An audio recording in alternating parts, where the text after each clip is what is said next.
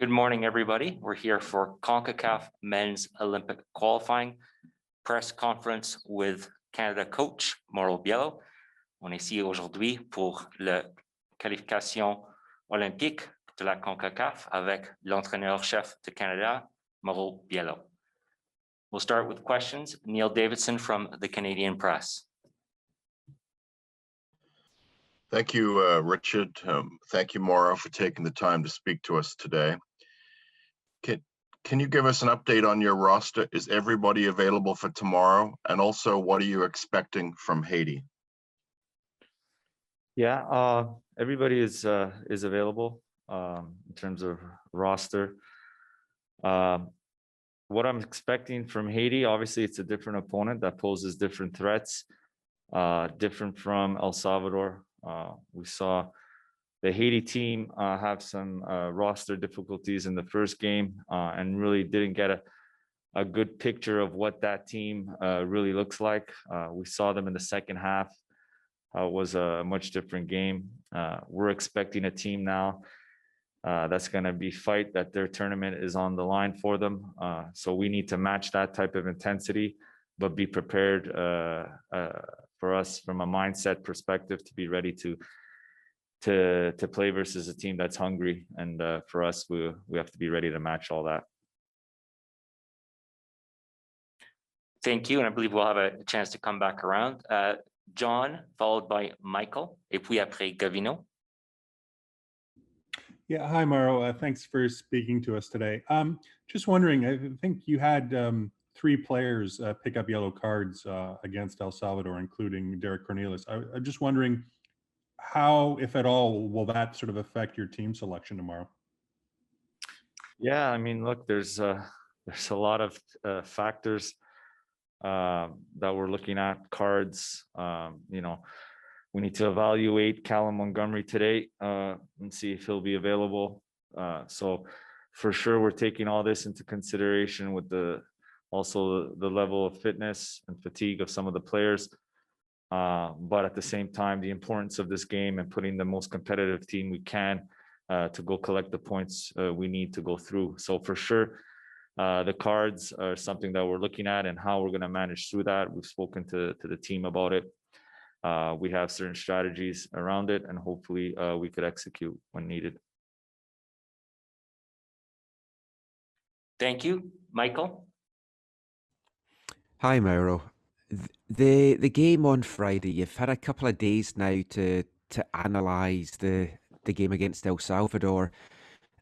Is there anything else that you've taken from that game that you didn't initially see after the match? Yeah, there's a few things. Obviously, we do our reviews.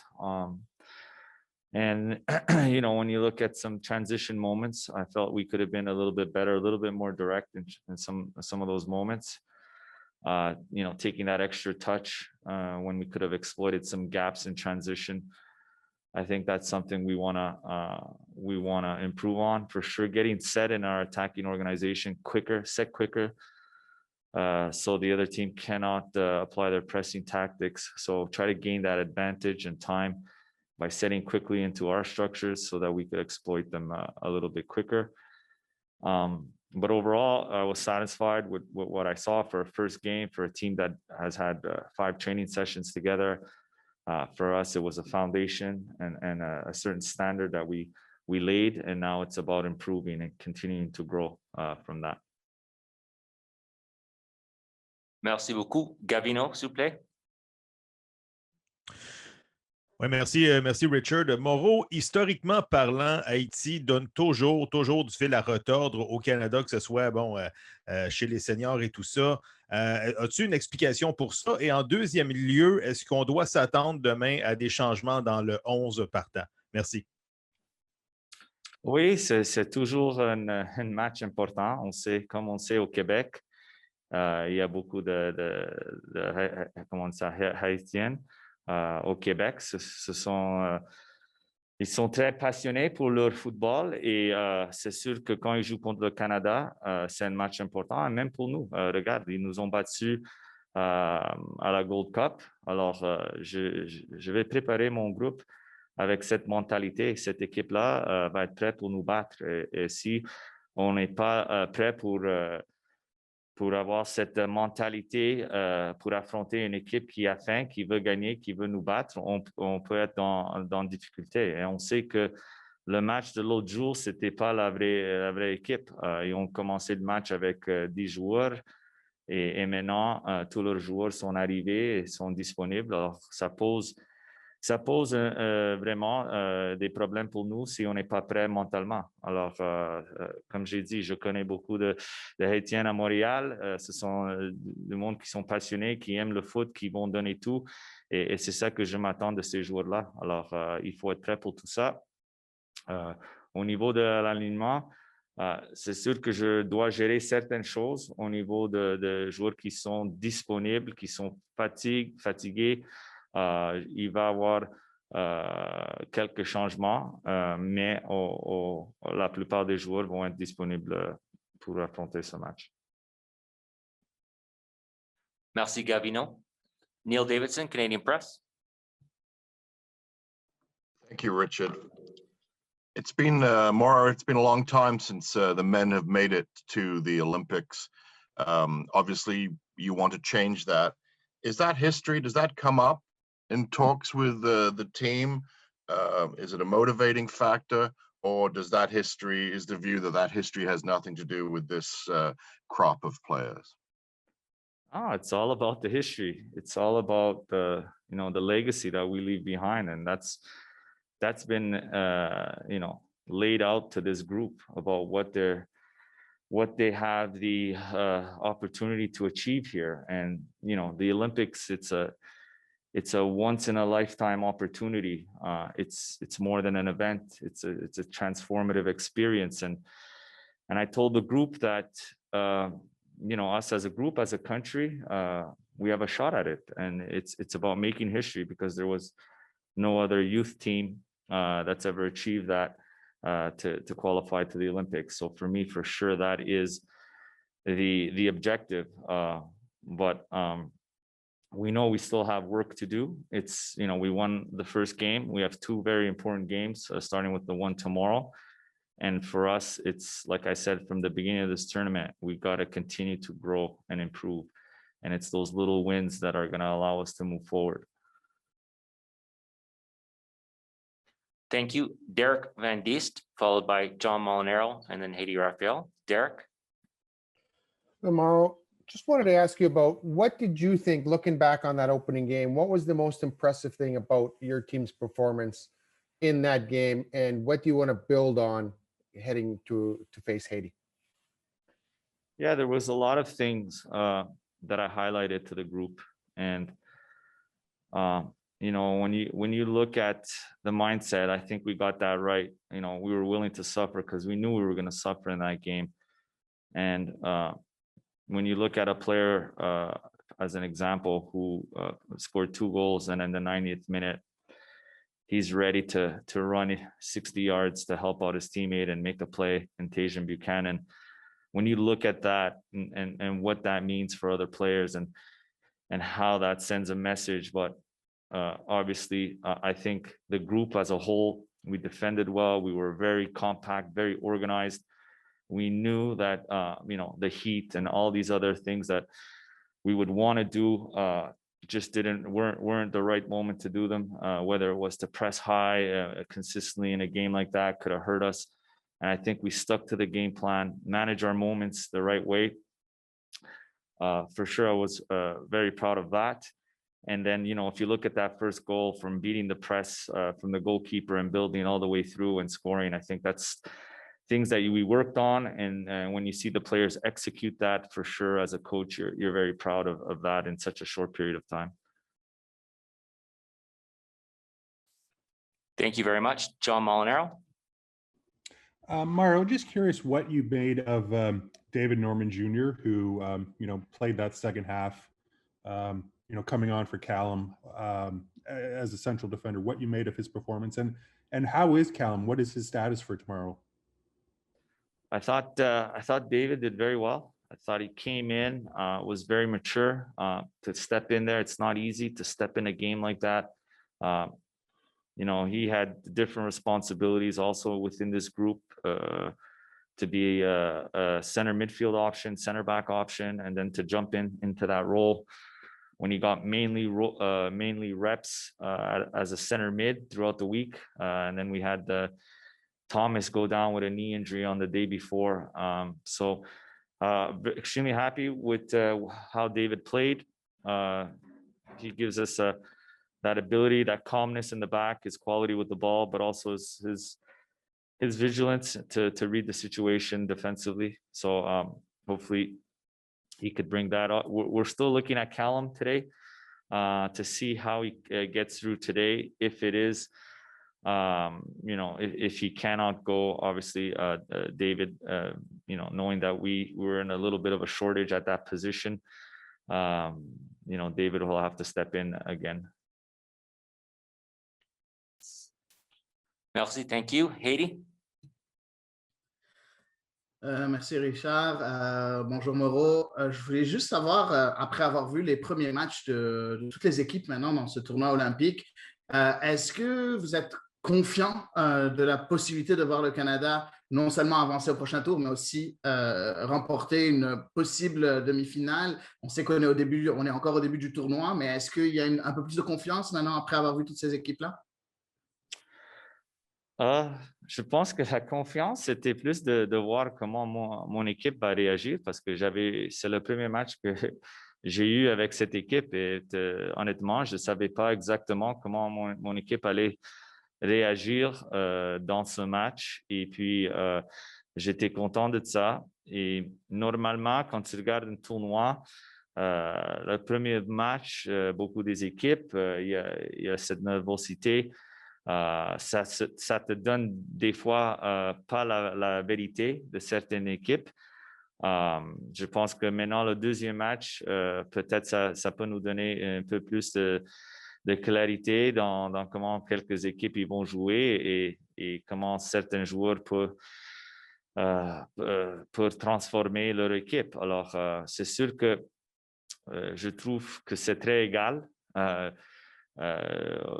Quand j'ai regardé l'autre groupe ou même notre groupe, je sais qu'avec l'équipe d'Haïti, c'était pas la vraie équipe, cette premier match-là. Honnêtement, il y a des joueurs importants sur cette équipe. Il y a des joueurs qui vont être disponibles aujourd'hui. Et pour moi, c'était toujours le match le plus difficile parce qu'il y amène quelque chose de différent, cet effet, cet aspect physique qu'on doit essayer de maîtriser. Surtout quand il fait le chaud, quand on est fatigué et tu joues contre une équipe qui est puissante et qui amène ça peut poser des problèmes. Alors, c'est juste ça. On va voir comment on s'en sort de ce match-là. Je suis confiant du groupe, de comment on se sent, mais c'est sûr qu'on a encore du travail à faire pour commencer à penser au deuxième tour. Thank you. We'll just hold. Is there another round of questions? Neil Davidson, thank you.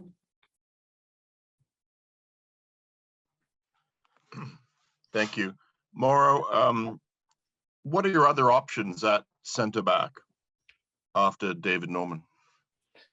Yeah, so obviously looking at the squad, we have Zoran Basong, who has played at Lille as a center mid, as a center back. So that would be the next option going through if we would get into injury or card problem. Obviously, the rules at this tournament it's a very small roster. We have 17 field players. It's like no other tournament. At the U20s or U17s, there's 18. And the 17-3 makes it really difficult, especially now with, the COVID protocols and now the, cards and injuries. So that's why my first intention in building the squad was to bring players in that could play multiple positions. Having that flexibility could help us through based on the rules and regulations of the tournament. So we may have to go to those strategies down the road if things present themselves. Thank you very much, everybody. We'll now continue with part 2 for CONCACAF Men's Olympic Qualifying. We have Tajon Buchanan from the Canadian team. We will start with Derek Van Diest. Hi, Tajon. Congratulations on your 2 goals in that opening game. I wanted to ask you about that opening game, and there was a lot of uncertainty going into that game, considering you guys hadn't been together for a long time and hadn't played together for a long time. Just what were your thoughts of being able to kind of put it all together and be able to pull out a huge win for this team? Yeah, I think, that first game of a tournament is always the most important game. We wanted to come out and show what we could do and bring the fight and energy. And I think everyone, they played their part, they played their roles, and, everyone worked hard, and we came out on top. So that's most important. Thank you, Neil Davidson, the Canadian Press. Thank you, Richard. Thanks, Tajon, for taking the time. As you know, it's been a long time since the Canadian men have made it to the Olympics. You obviously want to change that. Is that history something that's in the back of this team's mind, or is it something that has no connection to you guys? Yeah, definitely. We know what's, to play for here at this tournament. But, we just have to keep the mindset of, taking it day by day and a game at a time. Right now we're all focused on Haiti, and that should be our main focus, and then trying to get 3 points against, that team on Monday. Thank you very much. Michael McCall. Hi, Tajon. Last year was a good breakout year for you in Major League Soccer. You're kind of adding to that with your performance so far in this tournament. When you look at the Tajon Buchanan now in 2021, what differences do you see to the player that first came into MLS 2 years ago? I just been given my opportunity, play with confidence. And once you get, a few games under your belt, your confidence is through the sky, and that helps. And I always had the support around me to keep pushing, and my coaching staff back at New England and my teammates, were huge for me for that. And just playing with confidence and not taking anything for granted. Every time I get on the field, just giving it my all and trying to make a difference. Thank you very much. John Molinaro, please. Hi, Tajon. Thanks for taking the time to speak to us. I'm not sure if you watched the Haiti game or if Mauro has kind of given you a brief on them, but I'm just curious what you know about them. What do you expect from the game tomorrow from them? Yeah, obviously, Haiti's a very physical and athletic team. They have, guys in the front line with a lot of pace, and obviously, this game's going to be a big game for them. It's do or die basically. And we just gotta, play our game and bring the fight and energy that we did in game 1 and try and improve on that. And if we play our game and give it our all, there's no doubt in my mind that we come away with 3 points. So Thank you very much. Haiti, followed by Gavino, et puis Neil Davidson. Thank you, Richard. Hey, Tajon. I just wanted to know if there's sort of a buzz around the dressing room concerning, everything that happens between Canada and Haiti in Gold Cup 2019 and everything. Is there some sort of, let's say, a buzz in order to win that game, an extra motivation? I think, every game we play in this tournament, guys are super excited and, ready to play. And we're not taking anything for granted, no matter who we're playing. This is game 2 out of a long journey, we hope. And we just gotta focus on Haiti right now and play our game and try and get that win. Thank you very much. Gavino. Thanks, Richard. Tajon, can you talk a little bit about maybe the chemistry you're starting to build with a player like Balou? Seemed like you had a lot of quality chance in your last game. Thanks. Yeah, obviously Balou's an excellent player. He's done well for himself. He's an excellent guy to play with, and off the field he's a great guy also. I think as the tournament goes on and we keep practicing and keep getting in games in, the chemistry is going to grow throughout the team. And playing with a guy like Balou, he assisted my first goal. So that was huge. Thank you very much. Neil Davidson. Thanks, Richard. Tajon, can you tell us what the conditions are like playing down there? It's obviously very hot and at altitude. Do you guys feel that? I think that definitely plays a part. A lot of guys aren't used to this type of weather. Me, myself, not used to it. just because we've been off on our off season and stuff like that. But, you know, it plays a factor. Guys get tired, but, you know, we have guys coming off the bench to give us those legs. And, you know, at the end of the day, we got to put that to the back of our mind and just keep working to try and get 3 points and keep winning games. Thank you very much. John Molinaro.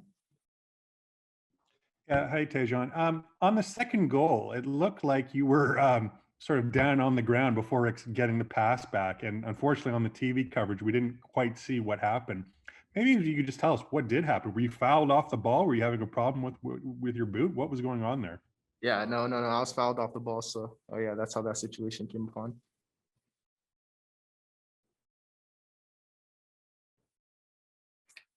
Thank you, John. Follow up or? I'm just curious, Tajon, did you kind of stuck with the play, even though you were down, you were kind of keeping aware of what was going on. Did you actually call for the ball back, or did, forget who made the pass back to you. Did he just sort of pass back to you instinctively? How did that play unfold? Yeah, so we had a guy top of the box, Pat. So he was top of the box, and I'm pretty sure Derek was playing it back to him. And you know, I just took the opportunity to step in and just hit the target, and I'm happy it went in. So yeah. Thank you very much, John. Michael McCall. Tajon, you were away in that camp in January with Canada, but for a lot of you guys, that was the first of you kicking a ball in anger for a couple of months. For many of you, you haven't really been playing football for 4 or 5 months. How difficult has it been for you personally to get to the levels that's needed for the intensity of this tournament? And are you good to go, do you feel, for all 5 matches if called upon? Oh yeah, I think, you know, during a time of off season, you know, it's always tough because you come out of your rhythm and stuff like that, especially for myself, you know, coming off a good playoff run with New England and then having, you know, whatever 2 months of off season. But, you know, training in the off season was huge. And I know a lot of guys were doing that, trying to stay fit because, you know, we did know in the back of our mind that, you know, a tournament like this was coming up. So that was major. And then, yeah, coming back into preseason, you know, everyone pretty much has started preseason or was already in season with the guys over in Europe. So I think, yeah, it plays a part with fitness levels, but I think everyone's at a good point right now. And that's going to be huge down the road when we have to keep playing these games. Thank you very much. Tristan Damour. Hi, Tajon. So, when we asked Mauro after the game what he was most impressed at your game, you scored 2 goals, but he was talking about how good defensively you were.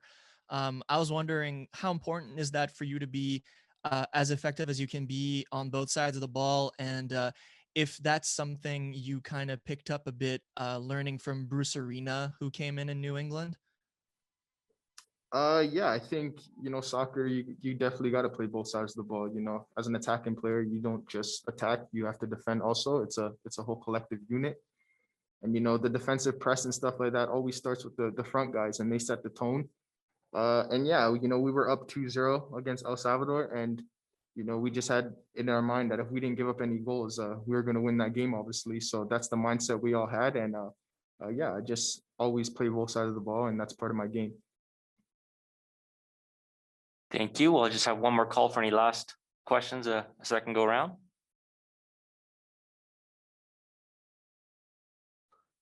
Michael, go ahead. Just one more for me, Tajon.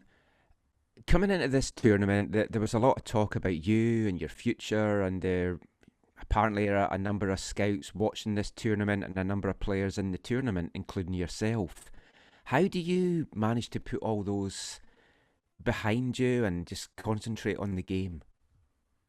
You know, right now I'm just focused on, you know, helping Canada qualify for the Olympics. And then, you know, when this tournament's over, I'm, you know, back in my mind to helping New England, you know, come our first game of the season. So right now I'm not focused on anything like that. You know, that's what agents are for. And, you know, you reporters are there for. So, you know, right now I'm just focused on Haiti right now and trying to get a win on Monday.